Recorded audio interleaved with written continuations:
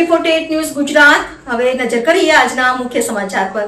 Palanpur Ahmedabad highway ઉપર આજે ગમખ્વાર અકસ્માત સર્જાયો હતો।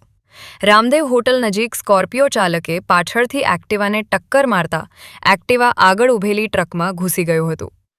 અકસ્માતમાં મહેસાણાના દંપતી પૈકી પત્નીનું મોત થયું છે, જ્યારે પતિને ગંભીર ઈજાઓ પહોંચતા અમદાવાદ ખસેડાયા છે। પાલનપુર અમદાવાદ હાઈવે ઉપર ગુરુવારે સવારે બનેલા અકસ્માતના બનાવે ચકચાર મચી જવા પામી હતી। મળતી માહિતી મુજબ મહેસાણાના રાધનપુર રોડ નજીક આવેલી શુભ રેસિડેન્સીના અને હાલ પાલનપુરના સુરમ્ય વિલામાં રહેતા અમિતભાઈ પટેલ અને તેમની પત્ની ભાવનાબેન પટેલ એક્ટિવા પર પસાર થઈ રહ્યા હતા।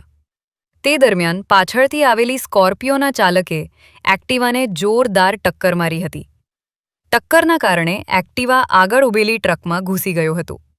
અકસ્માત એટલો ભયાનક હતો કે ભાવનાબેનનું ઘટના સ્થળે જ મોત થયું હતું, જ્યારે ગંભીર રીતે ઈજાગ્રસ્ત બનેલા અમિતભાઈને પ્રથમ પાલનપુર સારવાર માટે ખસેડાયા બાદ વધુ સારવાર અર્થે અમદાવાદ રિફર કરવામાં આવ્યા હતા। માહિતી અનુસાર દંપતી પોતાના પુત્રના અભ્યાસ માટે માત્ર 1 માસ અગાઉ જ મહેસાણાથી પાલનપુર સ્થાયી થયો હતો। અમિતભાઈ પટેલ પાટણ જિલ્લાના ચાણસ્મા તાલુકાની મીઠાધરવા માધ્યમિક શાળામાં પ્રિન્સિપલ તરીકે ફરજ બજાવે છે। પરિવારની પુત્રીના 1 વર્ષ અગાઉ કેનેડામાં લગ્ન થયા હોવાનું પણ જાણવા મળ્યું છે।